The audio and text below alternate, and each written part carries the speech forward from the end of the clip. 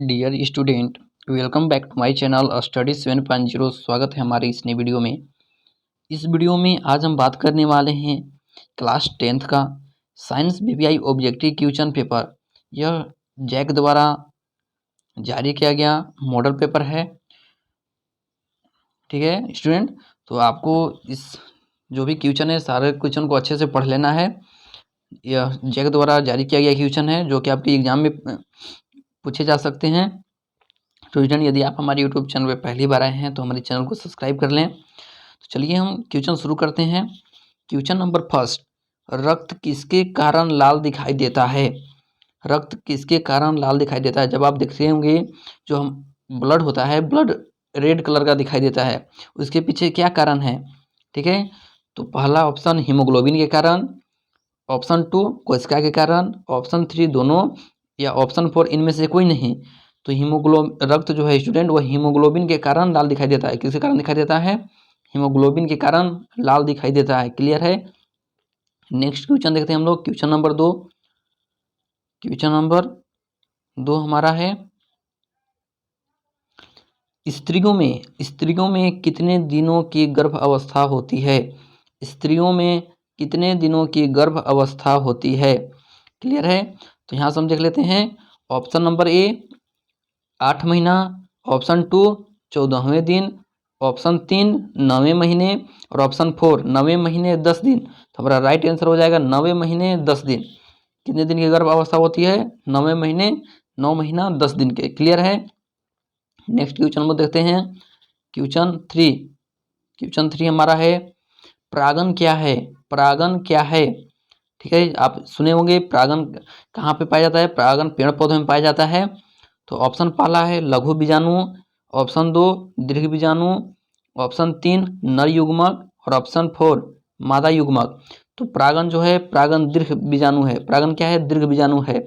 तो ऑप्शन 2 हमारा सही हो जाएगा, दीर्घ बीजाणु। इसके बाद next question number 4। Question number 4 मनुष्य में यूरिया का निर्माण कहाँ होता है? मनुष्य में यूरिया का निर्माण कहाँ होता है? हमारे पास 4 ऑप्शन है, रक्त में, मांसपेशियां में, यकृत में, वृक्क में। तो यूरिया का निर्माण यकृत में होता है। ऑप्शन नंबर 3 हमारा राइट हो जाएगा, यकृत में। क्लियर है? अगला क्वेश्चन वो देखते हैं। Question number 5। प्रकाश के परावर्तन के कितने नियम होते हैं? प्रकाश के परावर्तन के कितने नियम होते हैं? ऑप्शन ए 2, ऑप्शन 3, ऑप्शन 2 है मेरा 3, और ऑप्शन 3 है 4, और ऑप्शन 4 है कोई नहीं। तो आपको पता होना चाहिए कि प्रकाश के परावर्तन के 2 नियम होते हैं। प्रकाश के परावर्तन के 2 नियम होते हैं, आपतित किरण, परावर्तित किरण तथा आपतन बिंदु खींचे गए अभिलंब तीनों एक ही तल में होते हैं, और आपतन कोण सदैव परावर्तन कोण के बराबर होते हैं। ये हमारी प्रकाश के परावर्तन के 2 नियम हैं, और ये राइट आंसर हो जाएगी ऑप्शन नंबर 1 2। ठीक है, नेक्स्ट क्वेश्चन देखते हैं। क्वेश्चन नंबर 6, किस वर्ण का तरंग दैर्घ्य सबसे अधिक होता है? किस वर्ण का तरंग दैर्घ्य सबसे अधिक होता है? पहला ऑप्शन है हमारा लाल वर्ण, बैगनी, पीला, कोई नहीं। तो सबसे अधिक होता है लाल रंग का। लाल वर्ण का तरंग दैर्घ्य सबसे अधिक होता है, और सबसे कम आपसे पूछ दे तो होता है बैगनी का। किसका होता है? बैगनी का सबसे कम होता है। क्लियर है? अगला क्वेश्चन हम देखते हैं। क्वेश्चन नंबर 6, मनुष्य की छाती में कितनी जोड़ी पसलियां होती है? मनुष्य की छाती में कितनी जोड़ी पसलियां होती है? क्लियर? यहाँ से हम 2 देख लेते हैं। ऑप्शन पहला 7, ऑप्शन दूसरा 9, ऑप्शन तीसरा 12, और ऑप्शन चौथा 13। तो मनुष्य के में 12 पसलियां होती है। कितनी पसलियां होती है? मनुष्य की छाती में 12 पसलियां होती है। क्लियर है? तो यदि आपसे एग्जाम में पूछ दे कि मनुष्य के छाती में कितनी पसलियां होती है, 12 पसलियां होती है। क्लियर है? नेक्स्ट क्वेश्चन हम चलते हैं। क्वेश्चन नंबर 7 हमारा है, कोशिका ईंधन किसे कहते हैं? कोशिका ईंधन किसे कहते हैं? हमारे पास 4 ऑप्शन है, ग्लूकोज, रक्त, स्टोमा, कोई नहीं। तो कोशिका ईंधन ग्लूकोज को कहते हैं, किसे कहते हैं? कोशिका ईंधन ग्लूकोज को कहते हैं। क्लियर है? नेक्स्ट क्वेश्चन में चलते हैं। Question number 8। लेंस की क्षमता का एसआई मात्रक क्या होता है? लेंस की क्षमता का एसआई यूनिट क्या होता है? ऑप्शन पहला डी, ऑप्शन दूसरा भी, ऑप्शन तीसरा ओम और ऑप्शन 4 ओम। ठीक है। लेंस की एसआई मात्रक होती है डायोप्टर। लेंस की एसआई मात्रक क्या होती है? डायोप्टर। लेंस की एसआई मात्रक होती है डायोप्टर। तो ऑप्शन ए हमारा सही हो जाएगा, डी। क्लियर है? अगला क्वेश्चन हम लोग देखते हैं। क्वेश्चन नंबर 9 बोल रहा है कि कौन सा अधातु विद्युत का सुचालक होता है? कौन सा अधातु विद्युत का सुचालक होता है? हमारा राइट आंसर हो जाएगा ग्रेफाइट। ग्रेफाइट जो है वह अधातु है, फिर भी विद्युत का सुचालक होता है। ग्रेफाइट कहाँ पाया जाता है? तो ग्रेफाइट पेंसिल में पाया जाता है। कहाँ पाया जाता है ग्रेफाइट? पेंसिल में पाया जाता है। क्लियर है? अगला क्वेश्चन हम लोग चलते हैं। Question number 10। क्वेश्चन नंबर 10 हमारा है, प्रकाश संश्लेषण के लिए आवश्यक है। प्रकाश संश्लेषण के लिए क्या आवश्यक है? जल, कार्बन डाइऑक्साइड, क्लोरोफिल और सभी। तो आपको पता होना चाहिए, जब पेड़ पौधे जब अपना भोजन बनाते हैं तो क्लोरोफिल, CO2 और जल तीनों से मिलाकर अपना भोजन बनाते हैं। क्लियर है? तो प्रकाश संश्लेषण के लिए चारों चीज़ों की आवश्यकता होती है, तीनों चीज़ की आवश्यकता होती है, जल की भी, CO2 की भी और क्लोरोफिल की। तो हमारा राइट ऑप्शन हो जाएगा ऑप्शन नंबर 4, इनमें से सभी। क्लियर है? नेक्स्ट क्वेश्चन हम लोग चलते हैं। Question number 11। क्वेश्चन नंबर 11, एक अदीप्त पिंड का नाम लिखें। एक अदीप्त पिंड का नाम लिखें। पहला ऑप्शन सूर्य, लकड़ी, बल्ब, कोई नहीं। तो हमारा राइट आंसर हो जाएगा अदीप्त पिंड है लकड़ी। क्या है? लकड़ी एक अदीप्त पिंड। अदीप्त का मतलब क्या होता है? वे वस्तु जिनसे प्रकाश प्रकाशित नहीं होते उसे अदीप्त कहते हैं। अब याद रखनी है, अदीप्त किसे कहते हैं? वे वस्तु जिनसे प्रकाश प्रकाशित नहीं होते उसे अदीप्त कहते हैं। और प्रदीप्त किसे कहते हैं? वे वस्तु जिनसे प्रकाश प्रकाशित होते हैं उन्हें हम प्रदीप्त कहते हैं। क्लियर है? नेक्स्ट क्वेश्चन हम चलते हैं। क्वेश्चन नंबर 12, दही में कौन सा अम्ल पाया जाता है? दही में कौन सा अम्ल पाया जाता है? पहला ऑप्शन है लैक्टिक अम्ल और टार्टिक अम्ल। तो आपको पता होना चाहिए कि दही में लैक्टिक अम्ल पाया जाता है। कौन सा अम्ल पाया जाता है? लैक्टिक अम्ल। तो ऑप्शन नंबर ये हमारा राइट हो जाएगा, लैक्टिक अम्ल। क्लियर है? नेक्स्ट क्वेश्चन हम लोग चलते हैं। Question number 13। Question number 13, iodine को एथेनॉल में मिलाने पर क्या बनता है? आयोडीन को एथेनॉल में मिलाने पर क्या बनता है? जब आयोडीन को हम लोग जब एथेनॉल में मिला देंगे तो कौन सी पदार्थ बनेगा? पहला टिंचर, एस्टर, आइसोप्रीन, कोई नहीं। तो हमारा राइट आंसर हो जाएगा टिंचर। ठीक है? आयोडीन को जब एथेनॉल में मिलाएंगे हमारा जो पदार्थ बनेगा वो बनेगा टिंचर। क्लियर है? इसके बाद next question, question number 14। Question number 14, मनुष्य में कितने कोष्ठ पाए जाते हैं? मनुष्य के शरीर में कितने कोष्ठ पाए जाते हैं? पहला ऑप्शन 4, 5, 6, 12। मनुष्य के शरीर में 4 कोष्ठ पाए जाते हैं। कितने कोष्ठ पाए जाते हैं? 4 कोष्ठ पाए जाते हैं। ऑप्शन नंबर 1 हमारा राइट हो जाएगा। ऑप्शन नंबर 4 हमारा राइट हो जाएगा। क्लियर है? नेक्स्ट क्वेश्चन हम लोग चलते हैं। क्वेश्चन नंबर 15, किस लेंस को अपसारी लेंस कहते हैं? किस लेंस को अपसारी लेंस कहते हैं? हमारे पास 4 ऑप्शन है, उत्तल लेंस, अवतल लेंस, समतल दर्पण और ऑप्शन 4 अवतल दर्पण। तो आपको पता होना चाहिए कि अवतल लेंस को अपसारी लेंस कहते हैं। अवतल लेंस को क्या कहते हैं? अपसारी लेंस। और यदि यहाँ से आपसे पूछ दे कि किस लेंस को अभिसारी लेंस, अभिसारी लेंस किसे कहते हैं? तो उत्तल लेंस को हम लोग कहते हैं अभिसारी लेंस। क्लियर है? अभिसारी लेंस हम लोग कहते हैं उत्तल लेंस को और अवतल लेंस को हम लोग कहते हैं अपसारी लेंस। क्लियर है? अगला क्वेश्चन हम लोग देखते हैं। Question number 16। क्वेश्चन नंबर 16, किस धातु को चाकू से काटा जा सकता है? वैसी कौन सी धातु है जिन्हें हम चाकू से काट सकते हैं? ऑप्शन पहला सोडियम, लोहा, हीरा, सभी को। ठीक है, तो आपको पता होना चाहिए कि सोडियम को हम लोग चाकू से काट सकते हैं, तथा आपसे एक भी सवाल और आ सकता है कि कौन से धातु को मिट्टी के तेल में डुबा कर रखते हैं? तो सोडियम और पोटेशियम को मिट्टी के तेल में डुबा कर रखते हैं। क्लियर है? अगला क्वेश्चन हम लोग देखते हैं, क्वेश्चन नंबर 17। क्वेश्चन नंबर 17, प्रतिरोध का एसआई मात्रक होता है। प्रतिरोध का एसआई मात्रक होता है। ऑप्शन पहला ओम, जूल, वाट, शक्ति। तो प्रतिरोध का एसआई मात्रक ओम होता है। क्या है? प्रतिरोध का एसआई मात्रक ओम होता है। ओके, तो जो विद्युत धारा के प्रवाह में रुकावट डालता हो उसे हम लोग प्रतिरोध कहते हैं, रेसिस्टेंस कहते हैं। क्लियर है? अगला क्वेश्चन हम लोग देखते हैं, क्वेश्चन नंबर 18। क्वेश्चन नंबर 18,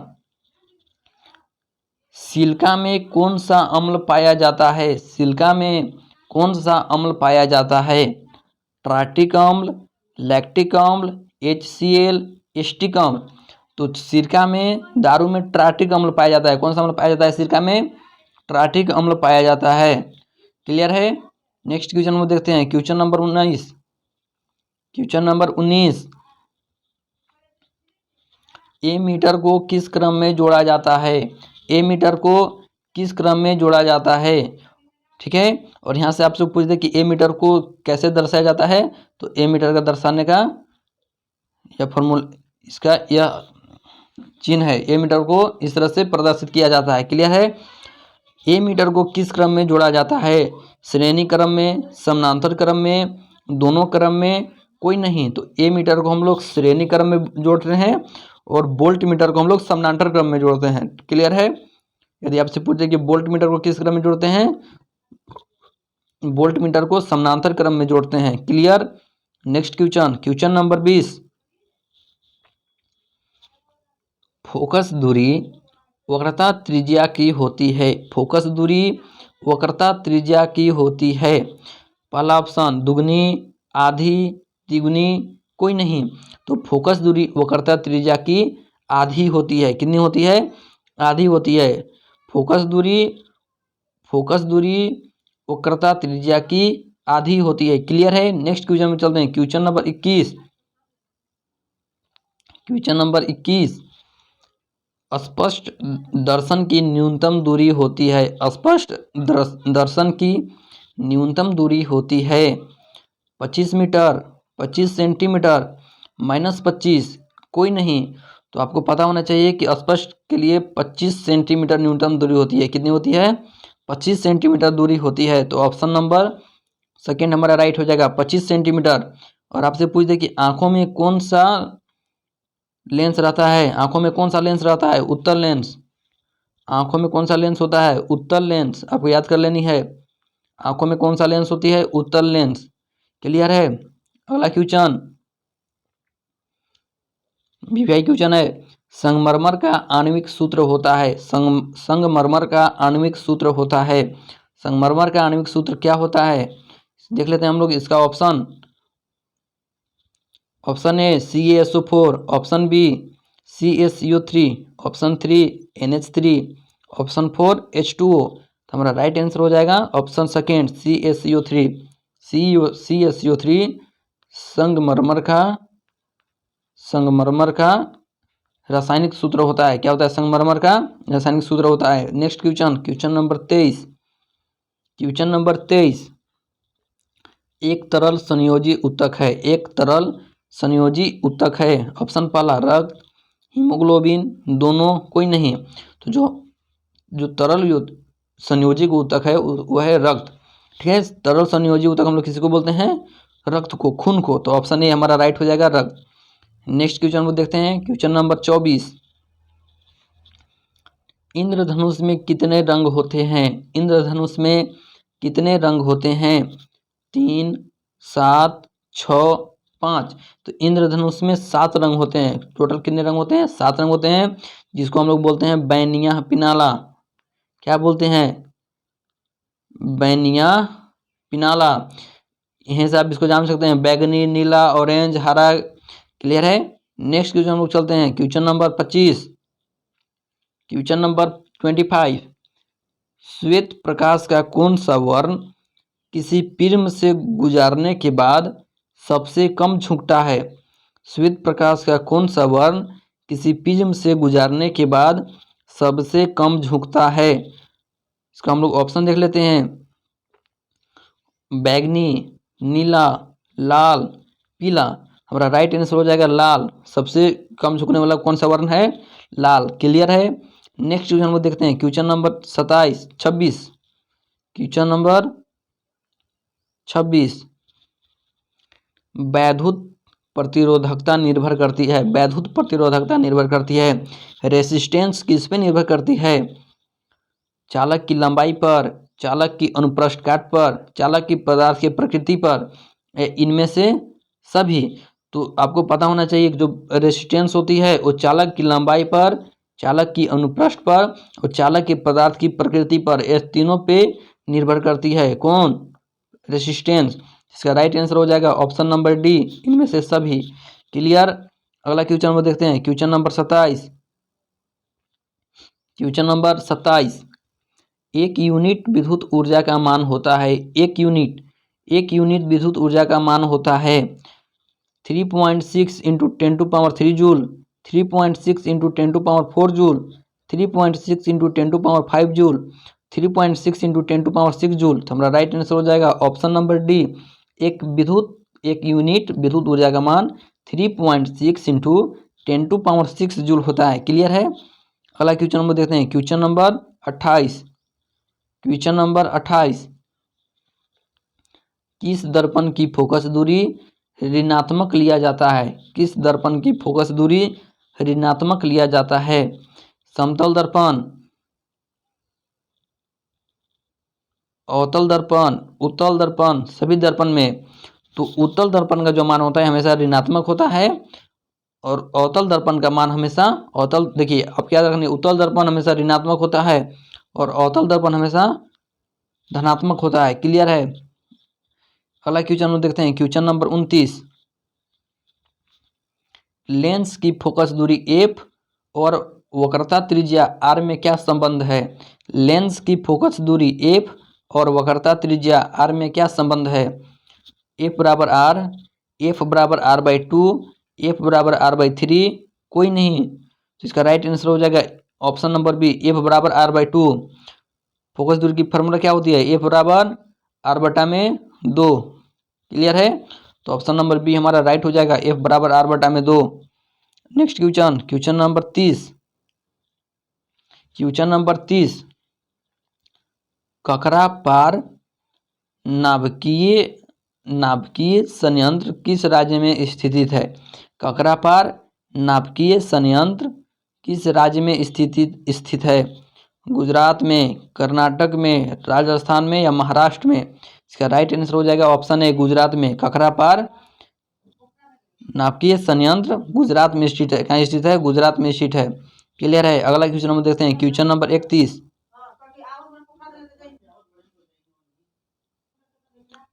निम्न में से कौन सा कथन सत्य नहीं है? निम्न में से कौन सा कथन सत्य नहीं है? पहला हमारा ऑप्शन है, विद्युत जनित्र विद्युत चुंबकीय प्रेरण पे कार्य करता है, ये सत्य है। विद्युत जनित्र जो है, आपको इसको भी याद कर लेनी है कि विद्युत जनित्र विद्युत चुंबकीय प्रेरण पे ही वर्क करता है। क्लियर। इसका सेकेंड ऑप्शन हम देख लेते हैं, विद्युत मोटर विद्युत ऊर्जा को यांत्रिक ऊर्जा में बदलता है, ये भी सही है। चुंबकीय बल रेखाएं परस्पर कभी नहीं काटती, चुंबकीय बल रेखाएं परस्पर कभी नहीं काटती।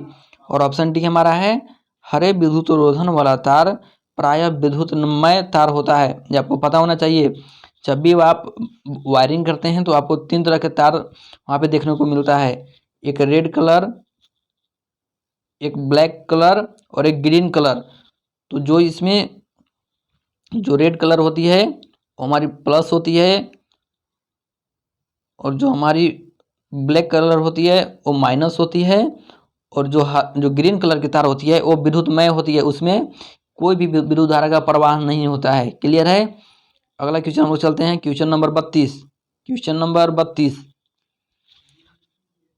फ्लेमिंग के वम हस्त नियम में बायां हाथ का मध्यमा संकेत करती है। फ्लेमिंग के बाएं हाथ के नियम में बायां हाथ का जो मध्यमा उंगली है वो क्या संकेत करती है? चालक पर आरोपित विद्युत बल की दिशा, चुंबकीय क्षेत्र की दिशा, चालक में प्रवाहित विद्युत धारा की दिशा, इनमें से कोई नहीं। तो अब हमारा ऑप्शन राइट हो जाएगा ऑप्शन नंबर सी, चालक में प्रवाहित विद्युत धारा की दिशा। बायां हाथ का मध्यमा चालक में प्रवाहित विद्युत धारा की दिशा को संकेत करती है। क्लियर है। अगला क्वेश्चन हम चलते हैं, क्वेश्चन नंबर 33। क्वेश्चन नंबर 33, चुंबक के भीतर चुंबकीय क्षेत्र रेखाओं की दिशा क्या होगी? चुंबक के भीतर चुंबकीय क्षेत्र रेखाओं की दिशा क्या होगी? पहला ऑप्शन उत्तर ध्रुव से दक्षिण ध्रुव की ओर, दक्षिण ध्रुव से उत्तर ध्रुव की ओर। चुंबकीय क्षेत्र की दिशा निश्चित नहीं है, इनमें से कोई नहीं। तो हमारा राइट आंसर हो जाएगा ऑप्शन ए, उत्तर ध्रुव से दक्षिण ध्रुव की ओर। चुंबकीय क्षेत्र रेखाएं उत्तर ध्रुव से दक्षिण ध्रुव की ओर संकेत करती है। क्लियर है। अगला क्वेश्चन हम चलते हैं, क्वेश्चन नंबर 34, नाभिकीय ऊर्जा का स्रोत इनमें से कौन सा है? नाभिकीय ऊर्जा का स्रोत इनमें से कौन सा है? तो आपको पता होना चाहिए कि नाभिकीय ऊर्जा जो है वो यूरेनियम से बनाया जाता है। ठीक है, नाभिकीय ऊर्जा का कौन सा क्या स्रोत है? यूरेनियम। तो ऑप्शन ए हमारा सही हो जाएगा। इसके बाद अगला क्वेश्चन में चलते हैं, question number 35। Question number 35, gypsum का रासायनिक सूत्र होता है, जिप्सम का रासायनिक सूत्र होता है CaSO4 into 1/2H2O, NaHCO into H2O, CaSO4 into 2H2O या NaCl। तो हमारा राइट आंसर हो जाएगा option C, CaSO4 into 2H2O। Gypsum का रासायनिक सूत्र क्या होता है? CaSO4 into 2H2O। क्लियर है। अगला क्वेश्चन हम लोग चलते हैं, question number 36। Question number 36, chlorine Cl की परमाणु संख्या है। क्लोरीन की परमाणु संख्या क्या है? 12, 13, 19, 17। तो आपको पता होना चाहिए कि जो क्लोरीन है उसका परमाणु संख्या कितनी होती है? 17। तो ऑप्शन डी हमारा राइट हो जाएगा। ऑप्शन डी 17 हमारा राइट हो जाएगा। क्लियर है। नेक्स्ट क्वेश्चन हम देखते हैं, क्वेश्चन नंबर 37। क्वेश्चन नंबर 37, सामान्यतः इथेनॉल को कहा जाता है, सामान्यतः इथेनॉल को कहा जाता है। तो इथेनॉल को क्या कहा जाता है? इथेनॉल को हम लोग एल्कोहल बोलते हैं। इथेनॉल को क्या कहते हैं? इथेनॉल को एल्कोहल बोलते हैं। क्लियर है। अगला क्वेश्चन हम देखते हैं, क्वेश्चन नंबर 38। क्वेश्चन नंबर 38, काली चूना का अनुसूत्र क्या है? काली चूना का अनुसूत्र क्या है? CaOH2, CaO, CaCO3, CaHCO3 into 2। हमारा राइट आंसर हो जाएगा CaO। काली चूना का रासायनिक सूत्र क्या है? काली चूना का अनुसूत्र क्या है? CaO। क्लियर है, CaO। क्लियर है स्टूडेंट। अगला क्वेश्चन हम देखते हैं, क्वेश्चन नंबर 39, 39, जल में वैद्युत अपघटन में कैथोड पर कौन सा गैस मुक्त होता है? जल में वैद्युत अपघटन में कैथोड पर कौन सा गैस मुक्त होता है? ऑक्सीजन, हाइड्रोजन, ए और बी दोनों, ओजोन। तो वैद्युत अपघटन में कैथोड पर हाइड्रोजन गैस मुक्त होती है। कौन सी गैस मुक्त होती है? हाइड्रोजन गैस मुक्त होती है। तो ऑप्शन बी हमारा राइट हो जाएगा, हाइड्रोजन। नेक्स्ट क्वेश्चन में चलते हैं, क्वेश्चन नंबर 40, कौन सा पदार्थ नीले लिटमस पत्रों को लाल कर देता है? यहाँ पे नीला होगा। कौन सा पदार्थ नीले लिटमस पत्रों को लाल कर देता है? अम्ल, क्षार या लवण? तो अम्ल जो है वह नीले लिटमस पत्रों को लाल कर देता है, तथा जो क्षार होती है वह लाल लिटमस पत्रों को नीला कर देता है। आपको याद रखना है। यहाँ से हमारा ऑप्शन ए सही हो जाएगा, अम्ल। क्लियर है। इसके बाद अगला क्वेश्चन हम चलते हैं। अब यहाँ से स्टूडेंट हम देख लेते हैं, आपको 2 अंक की जो क्वेश्चन है जो आपको स्वयं से बनानी है, 2 अंक की क्वेश्चन है आपको स्वयं से बनानी है। ऑप्शन पहला क्वेश्चन, वास्तविक और आभासी प्रतिबिंब में अंतर स्पष्ट करें।